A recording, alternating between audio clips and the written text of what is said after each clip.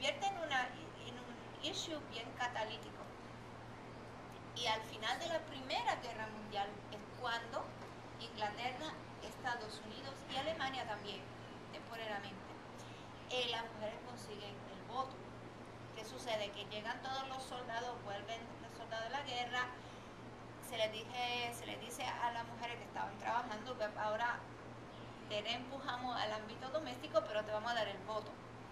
Pero eso, conseguir el voto, había sido el resultado de luchas y luchas y luchas de años de manifestaciones, etc. Entonces, es allí que el movimiento pues se desanima un poco, porque eso históricamente es típico de uno lograr una meta, pues uno se relaja un rato y no está allí para mantener el movimiento en vida.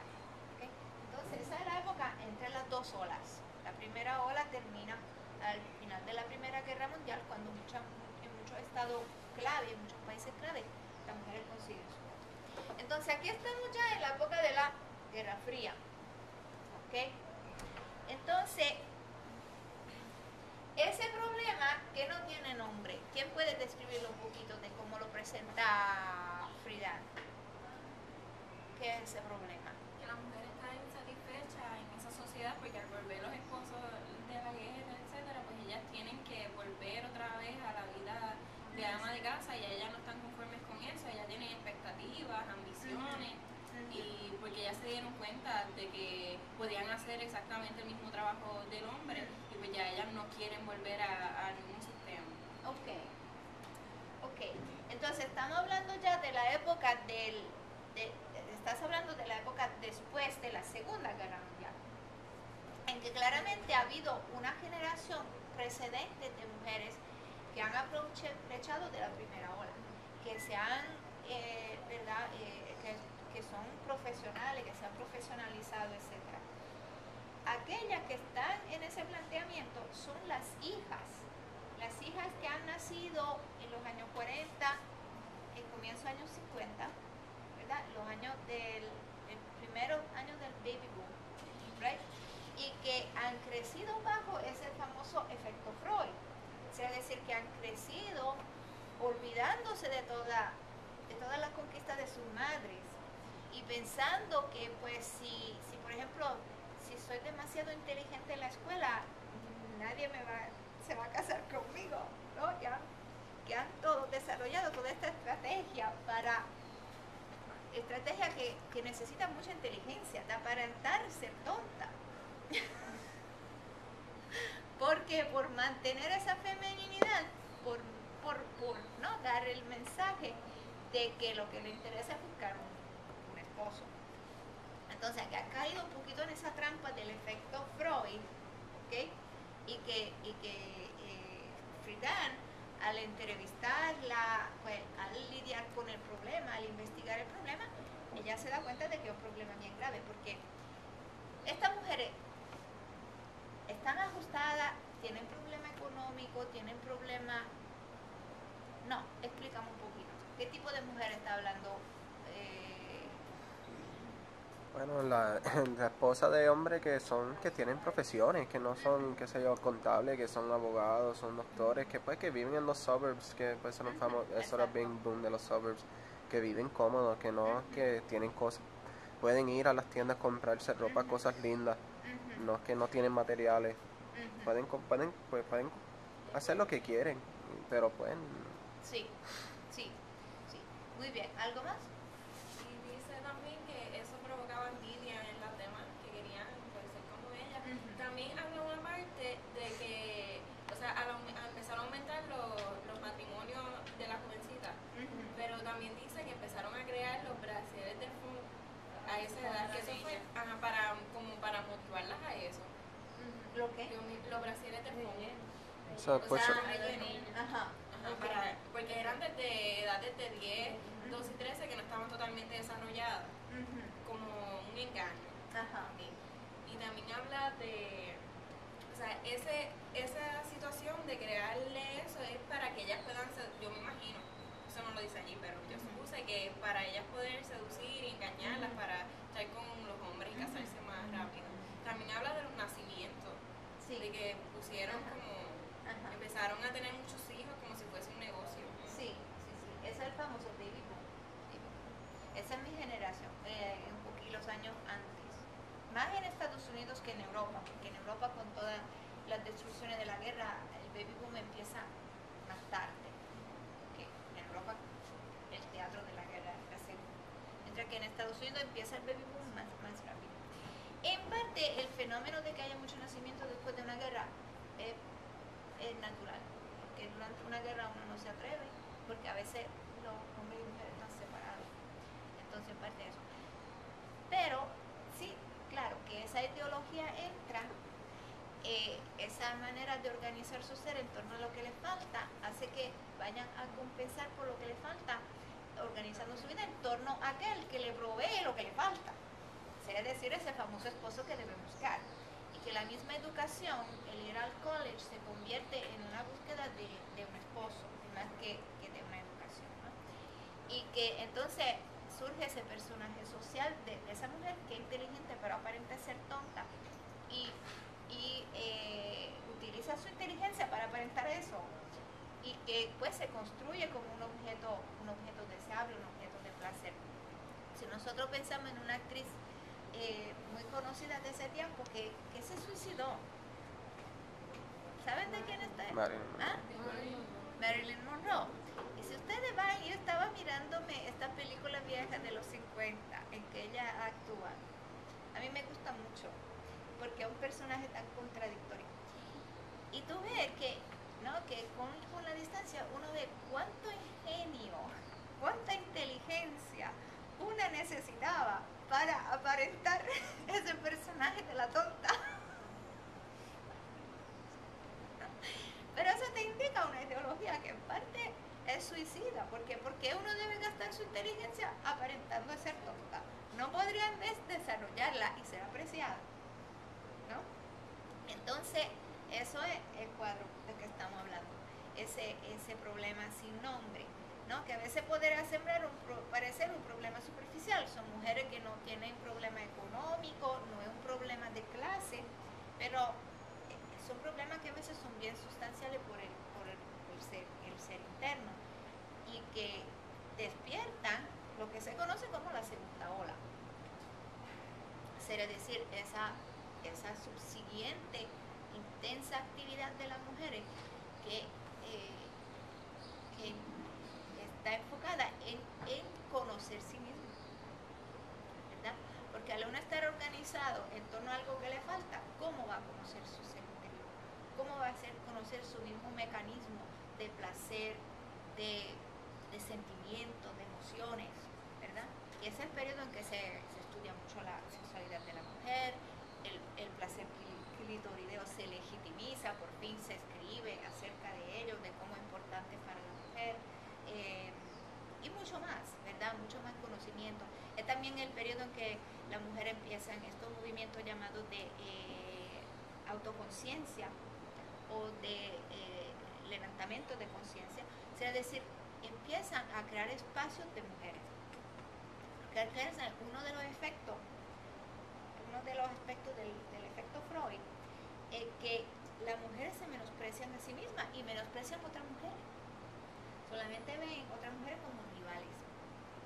Así que todo lo que es la hermandad, la hermandad entre mujeres, que siempre había existido en la familia extendida, en todas las sociedades. Lo mismo que menciona Freud, que a la nena nacerle un bebé se siente más cerca de la mamá. Todo lo que siempre ha sido en muchas culturas, esa comunalidad de las mujeres, para nuestra experiencia, desaparece. ¿Okay? Entonces, estos movimientos de levantamiento de conciencia son espacios que las mujeres reservan para sí mismas, para reconectarse con otros seres humanos. ¿Okay? Y de estos momentos de compartir más intensos, en que las mujeres no se encuentran para hablar de si la criada limpió bien o si la lavadora funcionó bien. Se reúnen para hablar de sí, de lo que se sucede internamente, para confiesarse con otras mujeres, para establecer una confianza de que yo puedo hablar contigo de eso, que no me debo avergonzar, ¿okay? O hablando de lo que experimentan en la cama, de por qué no le gusta tener sexo con ese hombre que se enamoraron y que le gustó casarse. ¿Por qué? Porque él no sabe nada de lo que debe hacer para complacerlo y que no entiende que quizá podría aprenderlo. ¿Entiendes? Todo eso, el movimiento del levantamiento de conciencia que después despierta todo este grande impulso de activismo, que en realidad en esa segunda ola van a concretizarse en otro asunto clave, el asunto de la soberanía hacia nuestro cuerpo, será decir, el asunto de que ser embarazada uno lo escoge, que no lo debe aceptar por destino o por rapto, por ¿verdad? Ser propiedad del Estado, ¿entienden? Que es algo que uno escoge, que la mujer, así como el hombre, es soberana de su cuerpo y tiene el derecho a escoger lo que le sucede dentro. Okay. Esos son todos conceptos que hoy se están cuestionando en esta campaña, la campaña republicana está cuestionando todo eso, ¿verdad? Y hay mucho escándalo en torno a eso, pero son conceptos que se establecen en esa segunda ola. La soberanía del cuerpo, que la mujer es soberana de su cuerpo, así como el hombre, eso se establece en esa segunda ola, con mucho esfuerzo. Y hay otros movimientos que surgen también. Por ejemplo, hemos visto que, según la lógica de Freud, si no fuese una locura ser homosexual, pues muchas mujeres quizás escogerían eso, porque podrían mantener el género del objeto de su amor. No deberían renunciar a eso, ¿no? Entonces a esto entró otro movimiento, el movimiento gay, el movimiento que surge en estos años, en el 69, con la primera insurrección en Stonewall, en el 74, cuando se saca del manual de la enfermedad mental en la homosexualidad en Estados Unidos, así que se legitimiza, por lo menos se decriminaliza ese comportamiento. Y después hay mucho otro, después empiezan las instancias de derechos, porque claramente primero debe decriminalizar un comportamiento, después puede, ¿verdad?, advocar ciertos derechos. Y también el movimiento de los derechos civiles, que es el movimiento en contra de la segregación, que es en muchas maneras parecido, un movimiento parecido, porque la segregación, ¿qué hace? ¿No? Que separa. Entonces, cuando dos grupos están separados, no puede enamorarse, por ejemplo, uno no puede enamorarse de una persona que es de otra raza. Era ilegítimo el sexo entre blancos y negros. Era un crimen, algo que se podía perseguir por la ley. ¿Okay? Entonces, eso también. Y entonces, esos son los cambios paralelos y a veces conflictivos. Estos movimientos van paralelos, pero no siempre van de acuerdo, en todos los casos, ¿no? Porque cada uno tiene su propia meta. Son los movimientos que caracterizan la segunda ola y el tiempo de los años 60 y 70. Y mucho es ese despertar al propio ser. ¿Por qué un ser debe estar organizado en torno a otro ser o en torno a algo que le falte? Como, qué sé yo, los negros, por ejemplo, le faltaría ese plan. ¿Le falta? ¿Qué falta? Okay, entonces va ese ser interiorizado, va a descubrir sí mismo, va a descubrir su propia complejidad, lo que tiene en vez que lo que falta. Okay.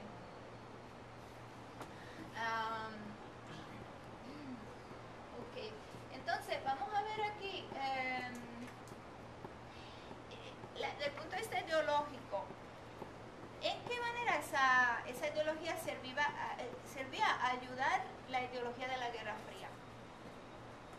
Esa ideología según la cual el capitalismo era mejor. Esa ideología de la felicidad doméstica, de la mística de la feminidad. ¿Cómo ayudaba la ideología de que el capitalismo era mejor? O por lo menos, ¿cuál era la relación? ¿Qué se les decía a las mujeres ajustadas, según el efecto Freud, que eran libres? ¿Por qué? Porque tenían tiempo para hacer las cosas, ir al supermercado y mantenerse bonita. Ajá. Sí. Tenían más cosas que mujeres en nuestro lugar jamás podían soñar tener. Y que pues Y era toda la gracia al sistema que tenían, que pues tu esposo podía ir a trabajar y pues tú podías, no tenías que necesitar a trabajar y podías hacer pues, libertad de ser lo que tú puedes ser, lo que tú quieras hacer, que no es necesario que tú trabajas o... Porque como ya tienes todo ese sistema, pues se te hace la vida más fácil y tienes tiempo. Esa era un poquito la ideología que se le daba. Sí, o por lo menos la manera en que se le presentaba la cosa, que tenían tiempo para sí misma, etcétera. La realidad que nos muestra Friedan es que en realidad no tenía mucho tiempo para sí misma, porque sabemos bien que las soccer mom están siempre circulando con un carro, acompañando a varios hijos, etcétera, ¿no? Okay. Pero entonces la ideología ¿qué es la libertad según el capitalismo? La libertad de qué? ¿Dónde a que uno tiene escoge? Según esa ideología, puede hacer lo que quiere o puede poseer lo que quiere. Exacto, puedes tener lo que quieres, puedes ir a comprar lo que tú deseas, pues, con el chavo que usted tenga, pues tú puedes tener unas cosas. Okay.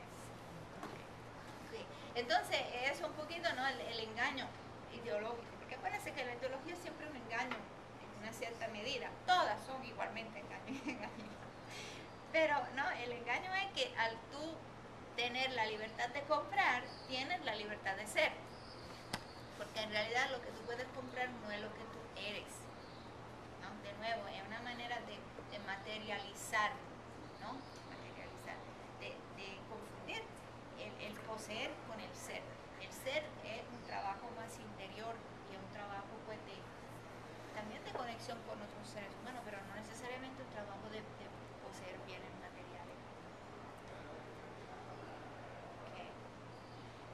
Pues, ¿hay algo más que quieren añadir? ¿Le está ayudando a tener una perspectiva de estas diferentes décadas del siglo? ¿Sí? Sí. Ok. Bien. Entonces, para la próxima lectura, que es la última, quiero dar un pequeño trasfondo. Primero, que la película que vamos a ver, Four Colored Girls, es un producto de lo que yo le estaba presentando, que es el movimiento del levantamiento de conciencia. Porque nació la primera edición de esa película que vamos a ver el martes próximo. No, en 2 martes. La vamos a ver el primero. Es una emanación de ese movimiento del levantamiento de conciencia, en que las mujeres se unían en un grupo y se confiesaban de todo el malestar que tenían adentro. Lo que vamos a ver es una reactuación, que es más reciente, mucho más reciente, pero la obra es del 76 de esta década. Okay. Segundo, que la última lectura, All About Love, de Bell Hooks. Bell Hooks es una escritora, esa es la obra más reciente que fue el libro fue publicado en 2001, yo creo. ¿Okay? ¿Por qué es importante Bell Hooks? Porque una mujer que nace como parte de ese baby boom en un estado del sur, negra, de tez bien oscura, de familias bien pobres. ¿Okay? En parte, como resultado de todos estos movimientos de cambio, ella, de ser brillante, de hacer su parte muy bien, puede, ¿verdad?, adelantar y entrar en la mejor escuela, distinguirse y convertirse en una escritora que tiene una voz en la escena cultural de Estados Unidos. Ella es autora de muchos libros y les recomiendo todos, de muy buena lectura. Entonces ella misma admite eso, que sin todos estos movimientos y los logros de estos movimientos, ella hubiese quedado una mujer pobre, negra, en un estado del sur. Es decir, que la oportunidad que ella ha tenido no es casualidad que la tuvo. ¿Okay? Y que entonces, para nosotros el beneficio es que podemos escuchar el punto de vista de una persona que ha llegado a ser una voz y que ha tenido esta experiencia y que en su legato cultural hay esta experiencia también, ¿okay? De estados donde había la segregación, de estados donde había la esclavitud, de estados donde había también mucha opresión de la mujer.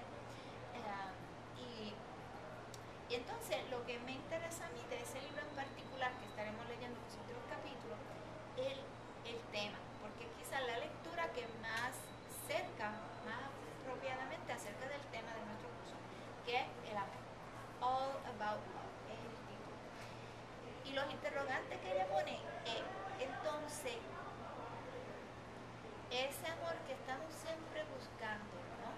Que nunca se apaga la búsqueda de ese amor, aún en las circunstancias más difíciles. ¿Qué es y cómo podemos, en vez de ir buscándolo sin encontrarlo, realizarlo, actualizarlo, generarlo, producirlo? Y es un tema que para nosotros no es tan nuevo, porque nosotros hemos estudiado la escritora del Renacimiento, que hablan de las escuelas de amor, como Gaspar Astampa, por ejemplo, que habla del amor como algo que se puede aprender. A veces no se aprende muy bien, pero uno vale la pena siempre intentarlo, ¿no? Ese amor como experimento, como aprendizaje, que ella lleva de nuevo, ¿okay?